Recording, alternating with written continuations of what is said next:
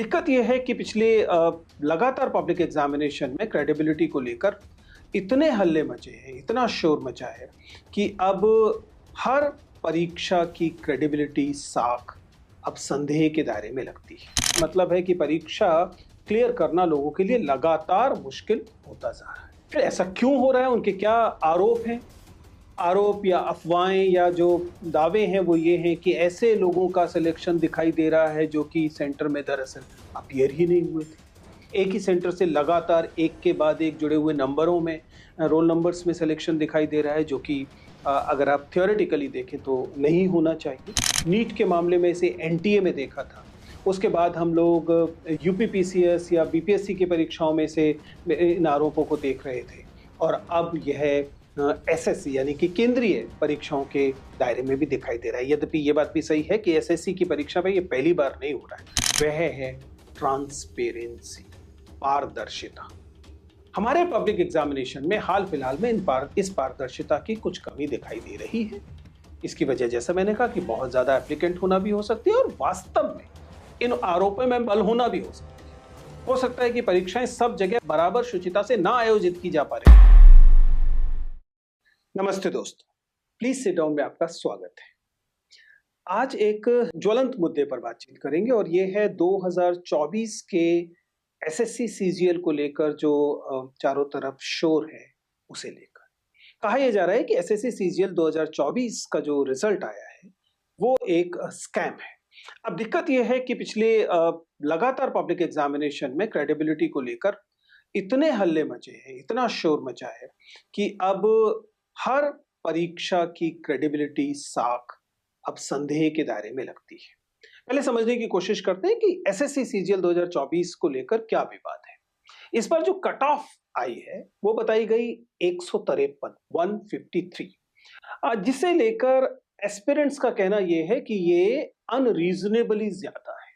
उनका मानना है कि यह परीक्षा के लिहाज से कुछ बहुत ही ज्यादा कट ऑफ है। अगर हम पिछली बार की से तुलना करें तो पिछली बार की कट ऑफ जो है वो लगभग 150 थी और जबकि पिछली बार 1/3 पोजीशंस थी। इस बार माना जा रहा है कि पोजीशंस जो है बहुत ज्यादा बढ़ी है, जिसका मतलब है कि पिछली बार लगभग 7,000 पदों के लिए रिक्तियां निकली थी और इस बार 17,000 रिक्तियां थी, जिसका मतलब है कि ज्यादा लोगों को चुना गया होगा। और वाकई ज्यादा लोगों को चुना गया है क्योंकि माना जा रहा है कि शायद 1.8 लाख इस टीयर 2 के लिए जो एग्जामिनेशन है उसके लिए चुने गए हैं और उसके बावजूद जो कट ऑफ है वो बढ़कर 153 हो गई है, 153 हो गई। और इस कारण बहुत सारे विद्यार्थियों को लगता है कि यह न्यायपूर्ण नहीं है, क्योंकि इसका मतलब है कि परीक्षा क्लियर करना लोगों के लिए लगातार मुश्किल होता जा रहा है। फिर ऐसा क्यों हो रहा है, उनके क्या आरोप हैं? आरोप या अफवाहें या जो दावे हैं वो ये हैं कि ऐसे लोगों का सिलेक्शन दिखाई दे रहा है जो कि सेंटर में दरअसल अपीयर ही नहीं हुए थे। एक ही सेंटर से लगातार एक के बाद एक जुड़े हुए नंबरों में, रोल नंबर्स में सिलेक्शन दिखाई दे रहा है जो कि अगर आप थियोरेटिकली देखें तो नहीं होना चाहिए। और इस किस्म के दूसरे आरोप हैं। देखिए, लार्जर क्वेश्चन तो ये है कि तमाम पब्लिक फंडेड एग्जामिनेशंस जो हैं उनकी क्रेडिबिलिटी आजकल संदेह के दायरे में। हम लोगों ने नीट के मामले में इसे एनटीए में देखा था, उसके बाद हम लोग यूपीपीसीएस या बीपीएससी की परीक्षाओं में से इन आरोपों को देख रहे थे और अब यह एसएससी यानी कि केंद्रीय परीक्षाओं के दायरे में भी दिखाई दे रहा है। यद्यपि ये बात भी सही है कि एसएससी की परीक्षा में ये पहली बार नहीं हो रहा है। 2017 में भी ये बात देखने को आई थी और पिछली बार के एसएससी एग्जामिनेशन में भी अरेस्ट भी हुए थे और बिहार में लगभग ये माना गया कि जिसे परीक्षा की शुचिता कहते हैं वह कॉम्प्रोमाइज्ड थी। माना जाता है कि कुछ गड़बड़ी हुई थी या तो नकल के मामले में या पेपर लीक को लेकर। अब ऐसे में देश का युवा निश्चित तौर पर बेहद चिंतित है, क्योंकि ये बात एकदम समझ में आ रही है कि तमाम कोशिशों के बावजूद, बहुत ईमानदारी से बहुत मेहनत करने के बावजूद इस बात की संभावनाएं अब लगभग नगण्य दिखाई दे रही है आम विद्यार्थी को कि उसका चयन होगा। अब ये जरूरी नहीं है कि वास्तव में परीक्षा की वजह से हो, क्योंकि एक अन्य चीज पर अगर आप ध्यान देंगे तो आपको समझ में आएगा कि क्यों ये इतना मुश्किल दिखाई। ये सही है कि 17,000 पद इस बार आए, लेकिन एप्लीकेंट्स की संख्या जानते हैं कितने हैं? 36 लाख।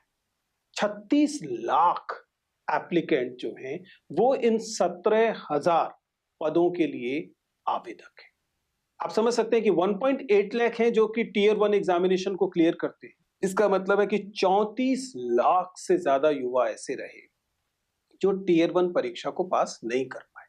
अब ये 34 लाख जो विद्यार्थी हैं, जिनमें से बहुत सारे विद्यार्थियों ने बहुत सारा परिश्रम किया होगा, 1 साल, 2 साल, 3 साल लगाए होंगे, और अब उन्हें परिणाम से ये पता लगता है कि उनका चयन नहीं हो रहा। और ये सही है, गणितीय तौर पर ये तय बात थी कि 34 लाख लोगों का परिणाम का चयन तो छोड़िए, टीयर 2 एग्जामिनेशन के लिए वो टीयर 1 को क्लियर नहीं कर पाएंगे।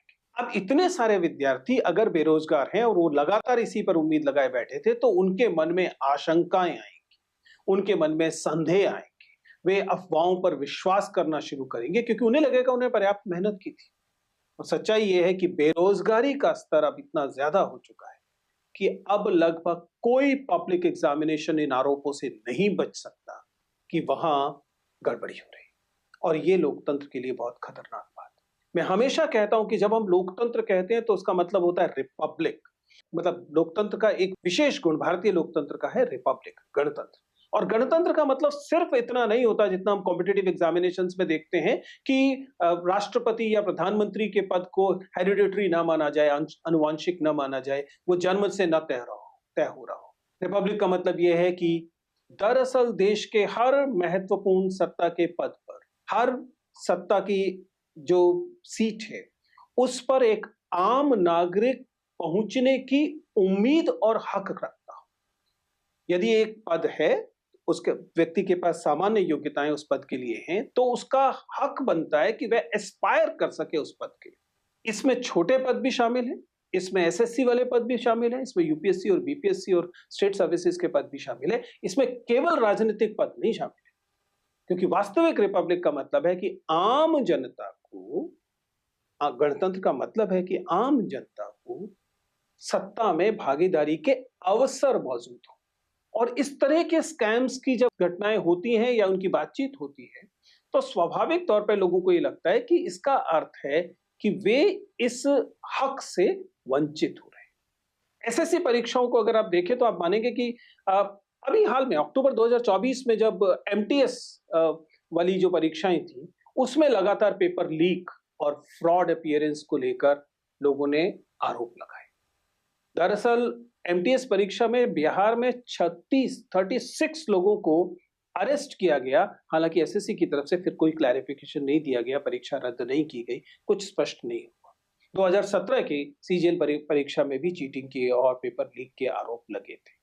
पब्लिक एग्जामिनेशंस में जब एक बार भी यह आरोप लगता है, तो केवल वही परीक्षा या वही एजेंसी नहीं, तमाम एग्जामिनेशन एजेंसीज हैं, उनकी साख पर एक प्रश्न चिन्ह लगता है।